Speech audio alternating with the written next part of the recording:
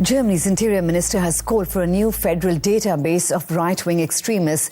This as the scandal over neo-Nazi violence in Germany is widening. Police say a network of supporters may have helped a neo-Nazi gang suspected of killing 9 immigrants over the past decade. The case has also highlighted failures in the country's domestic intelligence service. An investigation has been launched in the state where the 3 main suspects were based. It was at this Thüringen school that Uwe Mundlos, one suspected member of the terrorist cell, planned on taking his high school diploma at the end of the 1990s. His neo-Nazi sympathies were well known.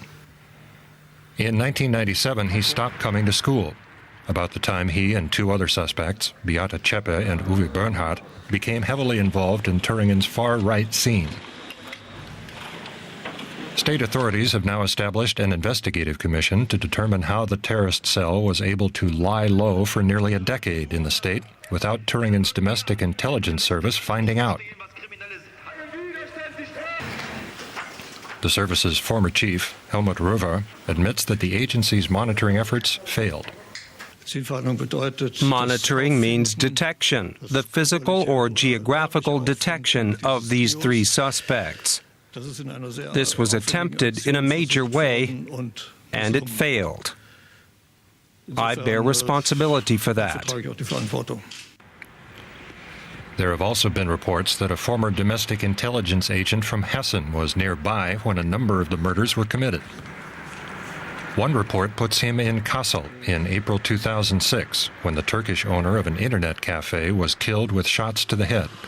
Federal prosecutors hope to clarify the role Thüringen's domestic intelligence service played when they interview Beate Zschäpe today. We now go to our political correspondent Simon Young at our parliamentary studios. Simon, as we heard in our report, a member of the domestic intelligence service was allegedly near the scene when some of the murders took place. What more do you know about this? Well, this is indeed one of the truly shocking and extraordinary revelations that's come out in the past few days.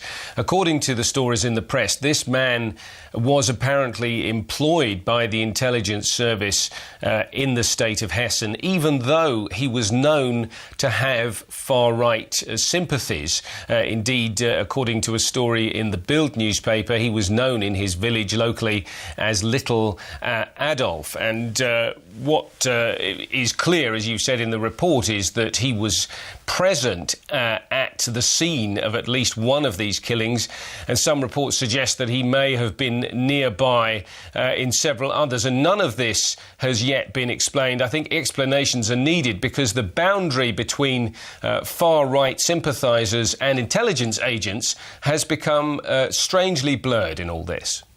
Now, media reports are also saying one of the suspects is willing to talk to police now. What can we expect from that?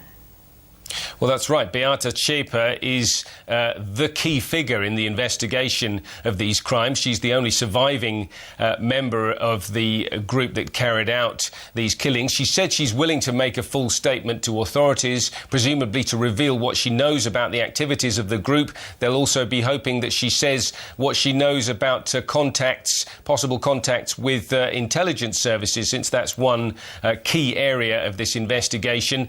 She's hoping to turn state's evidence. It remains to be seen whether the authorities will offer her some form of milder treatment in return for any information. Right, Simon Young, thank you very much for that.